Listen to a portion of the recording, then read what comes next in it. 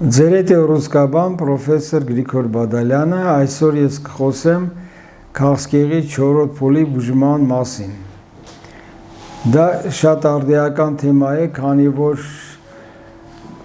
ցավոք սրտի ուռուցքների մեծ մասը հայտնաբերվում է 3-4 փուլում, երբ որ ռադիկալ արմատական բուժումը հնարավոր չի լինում։ Եվ մենք ստիպված օգտագործում ենք այն մեթոդները, որոնք կարող են միայն երկարացնել մարդու կյանքը։ Այո, չարակ ուռուցքների 4-րդ փուլը ցավոք սրտի հնարավոր չի լիովին բուժել, բայց հնարավոր է տալ երկար կյանք տարիների, լավ դեպքերում իհարկե, եւ կյանքի որակ ապահովել բարձր։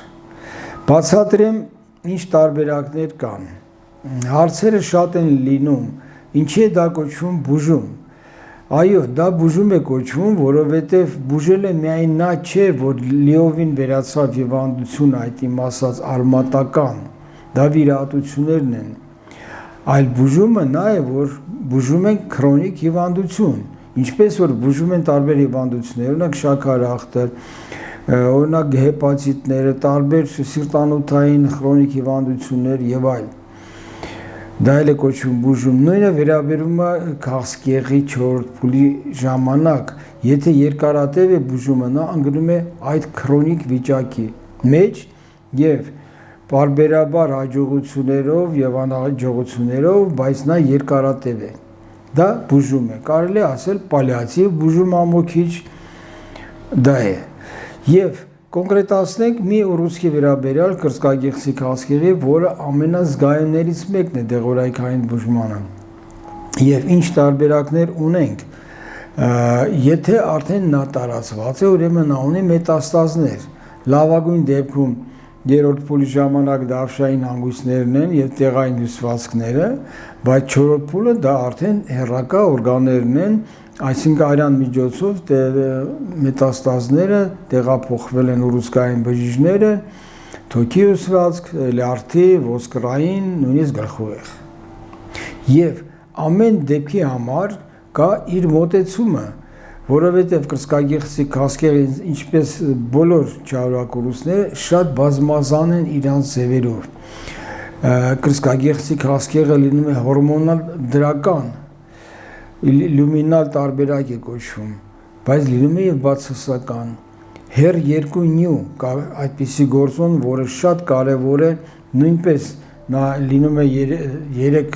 3+, այսինքն նա դրական է։ Այդ դեպքում նշանակում են համապատասխան դեղորայք։ Եվ այս ամբողջը հետազոտելով, այսինքն ոչ թե միայն ուռուցքի հյուսվածքաբանական տարբերակը, այլ իմունոհիստոքիմիան, գենետիկ տվյալները, մուտացիաները, ամբողջ ուսումնասիրելով, մենք նշանակում ենք համապատասխան բուժում։ Օրինակ,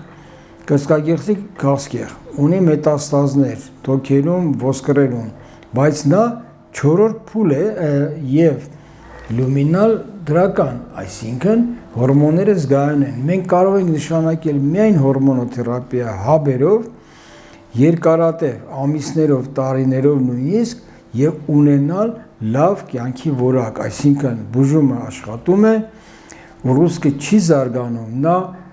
ընկնում է այսպես կոչված ավելի քնած վիճակի մեջ։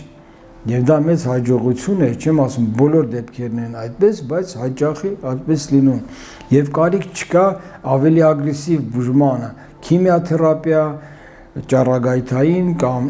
իմունոթերապիա, առայժմ գնում է միայն հորմոնները։ Դա ամենահասարակ տամոքսիֆեն, լետրոզոլ եւ այլ։ Մյուսը HER2 դրականը, այստեղ արդեն թիրախային բուժումն է գալիս օգնության։ Այս դեպքում կա հատուկ պրեպարատ տրաստուզումաբ կամ մյուսը պերտուզումաբ, որոնք անմիջապես հարվածում են այդ ռեցեպտորներին հեռի եւ պահում են նույնպես ուռուցքային process-ը քնած վիճակում, նա անկճվում է, ստաբիլիզացիայի ենթարկվում, նույնիսկ հետ է նահանջում։ Եվ այս բուժումն էլ լինում է երկարատև եւ ինչքան նա կաշխատի, այդքան ժամանակ նա նշանակվում է։ Այո, իհարկե կան դժվարություններ, մարդը պետք է պարբերաբար 3 շաբաթը մեկ ստանա ներարկում, երակային կամ ենթամաշկային, այո, հնարավոր են որոշ բարդություններ ավելի հաճախ սիրտանոթային համակարգի կողմից, բայց համեմատ նրա, որ մենք ստանում ենք կյանքի որակ, մարդը չի զգում իր հիվանդությունը, ապրում եւ աշխատում է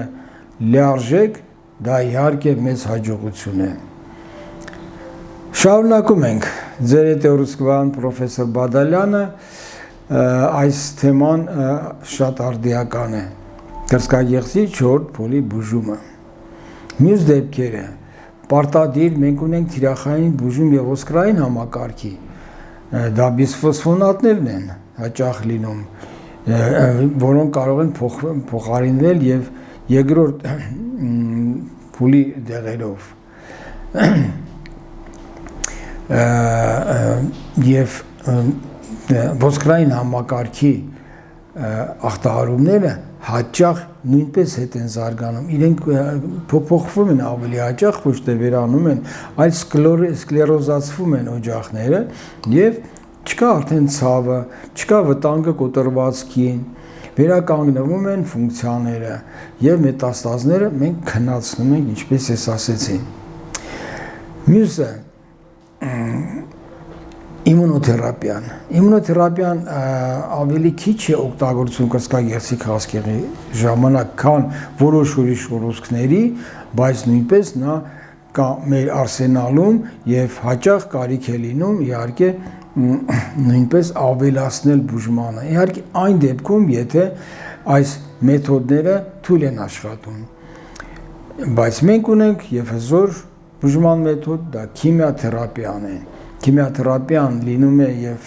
մնացել է ամենաազդեցիկ բուժման մեթոդներից մեկը։ Որ դեպքերում է օգտագործվում քիմիաթերապիան։ Նախ եթե չկա այդ հորմոնալ տարբերակը լումինալ, այսինքն մենք չունենք թիրախ ռեցեպտորներ, որ նշանակենք հորմոնալ թերապիան, առաջ է գալիս քիմիաթերապիան։ Երկրորդը, եթե հորմոնալ թերապիան իրեն սպառում է, մենք տեսնում ենք արդեն նա չի աշխատում, զգայուն չէ, թիրախային բուժումն էլ թույլ է աշխատում, մենք նշանակում ենք քիմիաթերապիա եւ հաճախ ստանում ենք շատ լավ արդյունքներ։ Քիմիաթերապիան իհարկե անվերջ չի նշանակվում, բայց ինքը կարող է ունենալ առաջի գծի, երկրորդ եւ այլ գծի պրեպարատներ եւ մենք դրան ամրապնդում ենք էֆեկտը։ Գիտեք ինչպես է, շատ կարևոր ինչն է, որ այս դեպքերում մենք փոխարինում ենք մի բուժումը մյուսով, հաճախ համակցում ենք իրար եւ ունենք ռեզերվներ։ Լինում է, որ կարող անցնի 1-2 տարի նորից վերադառնա թիրախային կամ հորմոնալ պրեպարատը, հաբերը փոխարինվեն սերեսկման, ֆուլվեստրանտի ձևով եւ այլ։ Կան եւ ուրիշ թիրախային պրեպարատներ, ցիկլիբներ, իրենք են շատ արդյունավետ կրծքագեղձի քաղցկեղի համար։ Այս ամբողջ մեծ խումբը բուժման, դա դեղորայքային բուժումն է, որը շատ քիչ դեպքերում է զուգակցվում վիրահատության կամ ճառագայթային բուժումներով, բայց հիմնականը 4 փուլը դա դեղորայքային բուժումն է։ Ես կարծում եմ դուք հասկացաք իմ ասածը, որ կրծքագեղձի 4 փուլի բուժումը դա իրական է, դա հաճախ արդյունավետ է եւ մենք ունենք շատ հնարավորություններ երկար տարի մարդուն պահել շատ լավ վիճակում, նա ապրի եւ այլի իր կյանքը։ Իհարկե ոչ բոլոր դեպքերն են հաջողակ, բայց մեծ մասն են այդպիսին են։ Սրանով ես կավարտեմ այս թեման, մենք շարունակենք ուրիշ թեմաներով։ Մյուս շաբաթ ես կխնդրեմ ձեզ հարցեր ուղղորդեք թեմայի շուրջ, ես կպատասխանեմ կամ գրավոր կամ հաղորդման մյուս հաղորդումների մեջ։ Ստեսյուն ձեզ։